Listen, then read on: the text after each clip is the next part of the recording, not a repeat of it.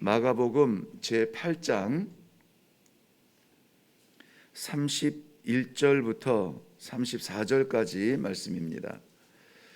마가복음 제8장 31절부터 34절까지 말씀입니다. 우리 함께 읽겠습니다. 시작. 인자가 많은 고난을 받고 장로들과 대제사장들과 서기관들에게 버린 바 되어 죽임을 당하고 사흘 만에 살아나야 할 것을 비로소 그들에게 가르치시되 드러내놓고 이 말씀을 하시니 베드로가 예수를 붙들고 항변하매 예수께서 돌이키사 제자들을 보시며 베드로를 꾸짖어 이르시되 사탄아 내 뒤로 물러가라.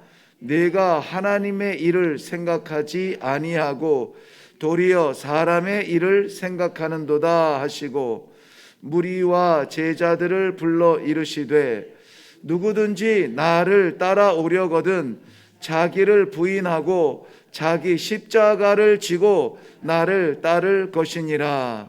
아멘. 아멘. 예수님을 따르는 자는 자기 십자가를 지고 따라가야 된다라고 하는 다소 무거운 말씀입니다. 오늘 저는 이 말씀 가운데 그리스도의 십자가라는 제목을 가지고 우리에게 무겁게 느껴진 그 십자가를 우리 주님은 어떻게 지셨는가 하는 것을 생각하고, 오늘도 우리 어깨에 하나님께서 허락하신 십자가가 있다면 내려놓지 않고 기꺼이 짊어지고 주님의 그 길을 따라가겠습니다 하는 그러한 결단의 아침이 되기를 바라는 마음으로 이 말씀을 같이 묵상하려고 합니다. 예수님께서는 십자가에 못 박혀 죽으실 것과 사흘 만에 부활하실 것에 대해서 비로소 말씀하셨다, 이렇게 기록하고 있습니다. 마태복음 16장 21절은 본문과 병행 구절인데요, 거기에는 이렇게 기록되었습니다.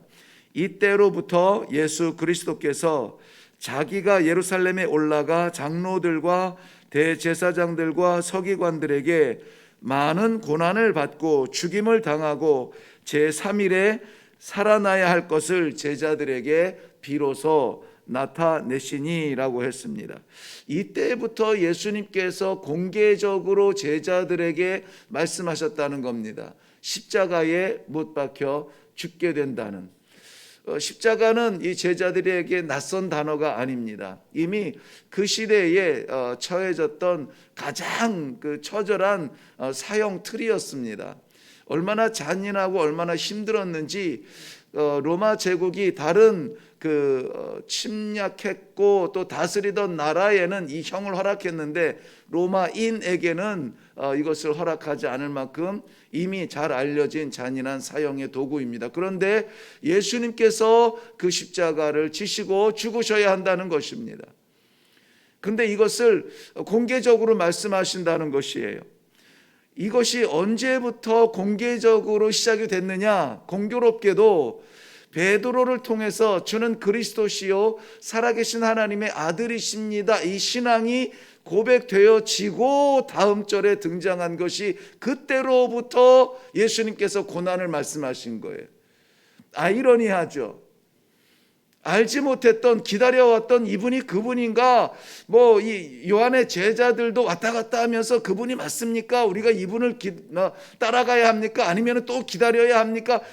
이렇게 혼란 속에 제자들도 있었을 수 있습니다. 그리고 예수님의 기적의 현장에서 그것을 보면서 슬슬 이제 마음이 동요되었는데 베드로의 고백을 통해서 이분이야말로 우리가 기다리던 그리스도시다, 내가 만나야만 하는 분이다, 나를 구원하실 그분이다 라고 하는 것이 선포되어졌는데 그때의 십자가가 선포가 되는 것입니다. 우리는 하나님을 믿으면서 하나님께서 창조주이시고 우주를 지으신 만유의 왕이시고 나의 주인 되어주시고 내 생명을 주신 우리 주님, 이것을 인정하고 고백하며 신앙생활을 시작하는데 그때로부터 뭐가 시작이 됩니까? 십자가가 시작이 되는 겁니다. 지지 않아도 되는, 그냥 세상의 셈법으로, 세상의 가치로는 그냥 놔버리면 되는데 놓지 못하게 하나님께서 끝까지 붙들고 사랑하라 하는 것입니다. 세상의 셈법으로는 그저 쉽게 생각하고 그렇게 죄의식을 느끼지 않아도 되는데 하나님께서는 끝까지 우리에게 성결을 부탁하고 성결할 것을 하나님께서는 명령하시고 계신단 말입니다. 주의 길을 걷자니 너무나 힘들고 고독한 싸움을 싸워야 되고, 이거 눈 한번 감으면은 세상의 셈법 누구나 다 하는 그 길로 가면은 편하다는 것이죠. 예수님의 이 시점이 저에게는 은혜였습니다. 이 말씀을 묵상하면서 그래, 왜 성도들이 그렇게 힘들어하는지 알겠다는 거예요. 왜 성도들이 그렇게 간절하게 기도하는지 알겠다는 겁니다. 하나님을 믿으니까, 그리스도를 따라가야 하니까 십자가가 그 어깨에 있고, 그 십자가 들고 가기에는 너무나 어깨가 좁게 느껴지고 자신의 힘이 딸리고 이해가 되어졌던 것입니다. 예수님께서도 그것을 생각하셨는지 모르겠습니다. 마태복음 4장에 보면은 예수님께서 성령에 이끌리어 광야로 나아가십니다. 성경은 분명히 그렇게 기록하고 있거든요. 그 때가 언제냐면은 예수님의 공생애가 시작이 되어지는 때입니다. 바로 세례 요한을 통하여서 이 사람이야말로 내 사랑하는 아들이요 나를 기뻐하는 자라, 하늘이 열리고 그 음성이 들렸던, 선포되어졌던 그 바로 다음 장에 쫓아나오는 것이 무엇이냐? 성령에 이끌려 광야로 가게 되는 거예요. 그럼 하늘의 선포가 있고 성령의 이끌림이 있고, 그러면 어떻게 해야 됩니까? 만사형통해야 되지 않아요? 기적을 베풀어야 되잖아요. 병자를 나타내야 되죠. 그런데 가장 먼저 찾아온 첫 손님이 누굽니까? 사탄이 찾아옵니다. 사탄에 의해서 정말 우리가 생각해도 분이 치솟을 만큼 예수님의 가치를 땅바닥에 떨어뜨리면서, 물질 좋아하지? 저라면 이거 다 줄게. 명예 좋아하지? 내가 이거 줄게. 뛰어내려봐. 먹는 거 좋아하지? 돌로 떡덩이를 만들어서 먹으면 되잖아. 너한테는 그런 능력이 있잖아. 조롱하듯 찾아온 이 사탄의 시험은 예수님께만 당했던 그러한 시험이 아니었던 것입니다. 사랑하는 성도 여러분, 우리는 그 본문을 좀 묵상하면서 깊이 생각해야 될 것이 있어요. 아니, 믿어야 될 부분들이 있습니다. 우리에게 찾아오는 시험은, 예수님께 찾아갔던 시험은 넘어뜨리려는 시험이 아니라 시험을 지나고 이기고 나서 세워지기 위한 시험이라는 것입니다. 히브리서 4장 15절 말씀에는 예수님을 이렇게 소개합니다. 모든 일에 우리와 똑같이 시험을 받으신 이로되 죄는 없으시니라. 시험에 지지 않았다는 것이죠. 왜 예수님께서 그 엄청난 순간에, 공생애로 드디어 그리스도로 세상에 선포되어지고 사역을 시작해야 되는 그 순간에 시험을 당하셔야 될까? 그것도 우리 모든 인간이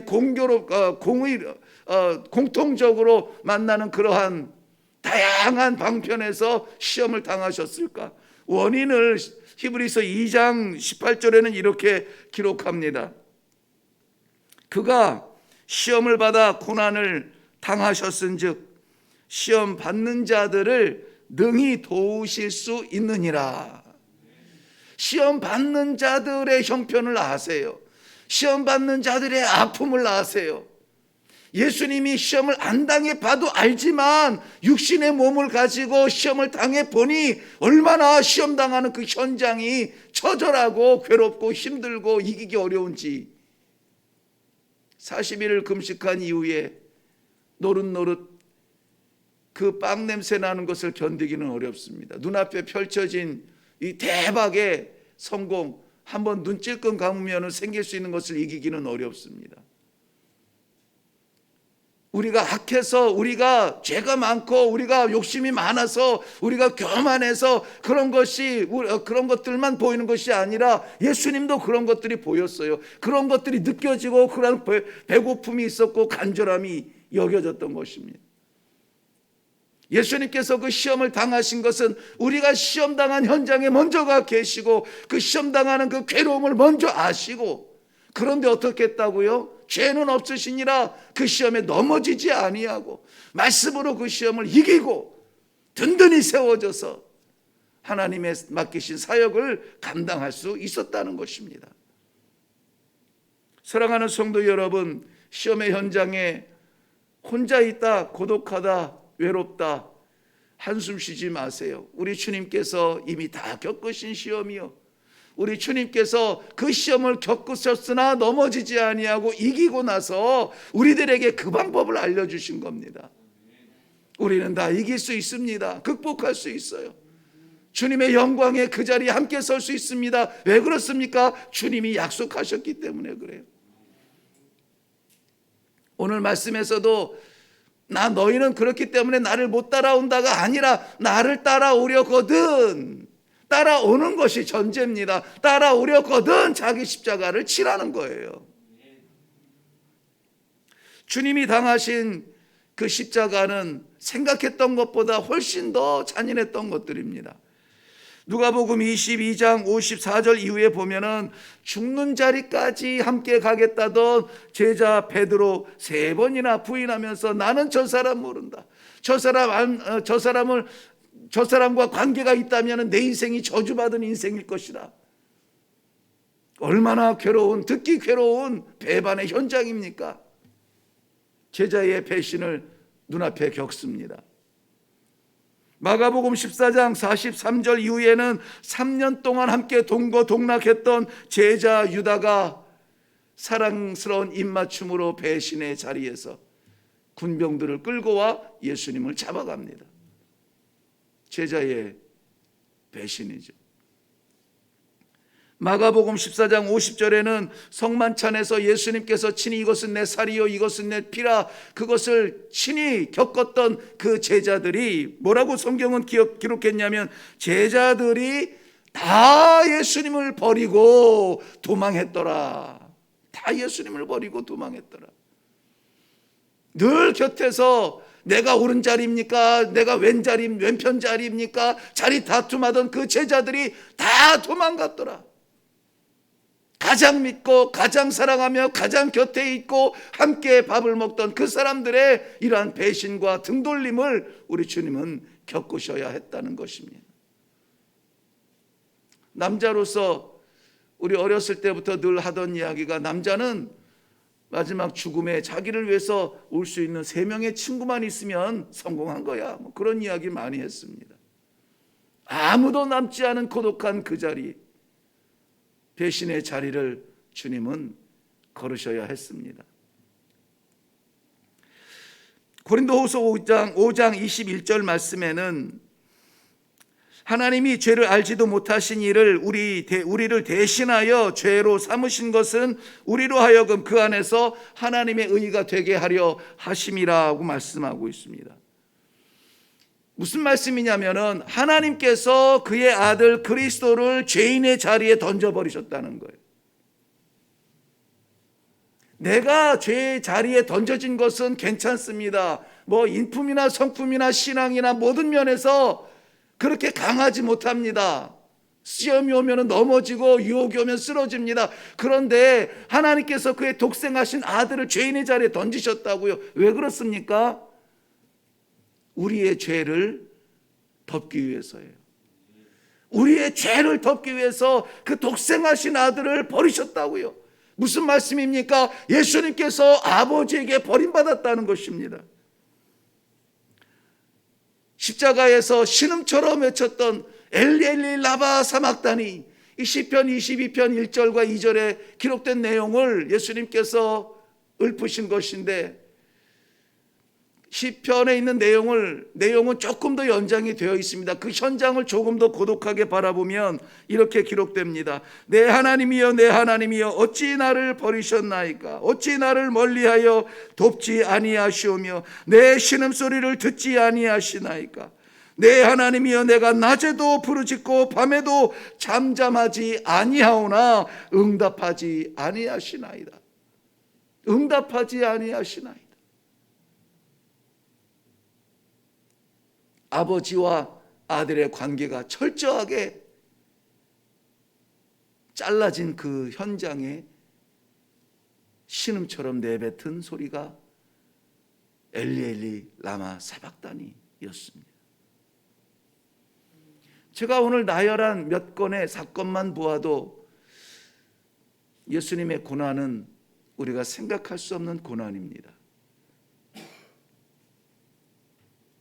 의인이시고 죄인을 건지시는 주님이 죄인이 되셨습니다. 버림받으셨고 외면당하셨고 하나님으로부터 가장 곁에 있는 제자들에게까지 철저하게, 세상 믿을 사람 없다고요? 가장 가까운 사람부터 우리를 실망시키지 않습니까? 그런데 오늘 본문은 이렇게 우리를 초청하십니다. 나를 따라오려거든 제 십자가를 지고 나를 따르라 말씀하고 계세요. 오늘 우리가 예수님을 믿는다는, 예수님께서 우리를 사랑하신다는, 하나님은 사랑이시라고 하는 그 명제 때문에 너무 많은 것을, 아니 어쩌면은 모든 것을 하나님께 짊어지고 던져놓고 예수님의 십자가 위에 걸어놓고 우리는 소풍 가듯 이 길을 가려고 하는 그런 마음은 없습니까? 나는 힘드니까 주님 십자가에서 이것 좀 짊어지세요. 나는 견디기 어렵습니다. 그리고 기적의 떡만, 기적의 빵만, 기적의 물고기만 먹으면서 이 길을 가려 하지 않습니까? 그것은 우리를 편하게 하는 것이 아니라 나약하게 만듭니다. 십자가는 우리의 어깨를 튼튼하게 만들고 우리의 다리를 강하게 만듭니다. 하나님께서 우리에게 짊어지신 십자가가 있거든 내려놓지 않고 기꺼이 짊어지고 오늘도 그 길을 포기하지 않고 걸어가겠습니다. 주님 따라가겠습니다. 주님 걸어가신 길이라면 배신의 현장 가겠습니다. 주님 가신 길이라면 버림받은 자리 가겠습니다. 친구의 배신, 가족의 배신 감당하겠습니다. 그러나 이 길만은 포기하지 않도록 주님 나를 붙들어 주시옵소서. 기도하는 이 아침이 되기를 바랍니다. 우리 다 같이 기도합니다. 살아계신 아버지, 은혜를 감사합니다. 한국교회에 언제부터 사라졌던 회개와 고난과 십자가, 이 아침에 이 신실한 기도의 자리에 주님 나 때문에 짊어지신 그 십자가, 그 고난, 그 배신 다시 묵상하게 하시니 감사합니다. 주님 따라가기를 원합니다. 그래서 이 십자가 우리도 짊어지기를 원합니다. 그리하여서 마지막 종례에 주님께서 열어놓으신 천국 그 문 활짝 열고 들어가 할렐루야로 주님을 찬양하고 우리 하나님 앞에 찬양하는 그 순간까지 주의 사랑하는 백성들이 내려놓지 아니하도록 힘을 더하여 주시옵소서. 이기기 어렵거든 주님 이 시간에 성령께서 역사하여 주시어서 내 힘이 아니라 우리 아버지의 사랑의 능력으로 성령의 도우시는 힘으로 오늘도 그 길을, 이 길을 걸어갈 수 있는 믿음의 성도들이 다 되게 하여 주시옵소서. 감사드리며 예수님의 이름으로 기도하옵나이다. 아멘. 네, 오늘 본문 말씀의 정신을 드러내다 보니 예수님의 어려운 고난의 현장들만 몇 군데 살펴보았습니다. 중요한 것은 주님께서 우리를 부르신 이유 나를 따라오려거든 하나님께서 기다리시는 백성들이라는 사실이죠. 우리는 주님의 길을 따라가야 될 사람들입니다. 그러므로 지치거나 실망하거나 좌절해서 주저앉지 아니하도록 하나님 이 십자가 끝까지 짊어지고 가서 마지막 승리의 순간까지 이기게 하여 주시옵소서. 시험 당하여 넘어지지 아니하도록 시험을 극복하고 이겨서 튼튼하게 설 수 있도록, 그리하여서 교회의 믿음의 기둥이 되도록, 가정의 믿음의 기둥이 되도록, 찬송의 기둥이 되도록 하나님 역사하여 주시옵소서. 나를 보내주소서. 나를 사용하여 주소서. 이 아침에 우리 간절하게 우리 자신을 내려놓고 하나님의 십자가 다시 짊어지고 가겠다고 작정하며 기도할 수 있기를 바랍니다. 우리 다 같이 기도하겠습니다.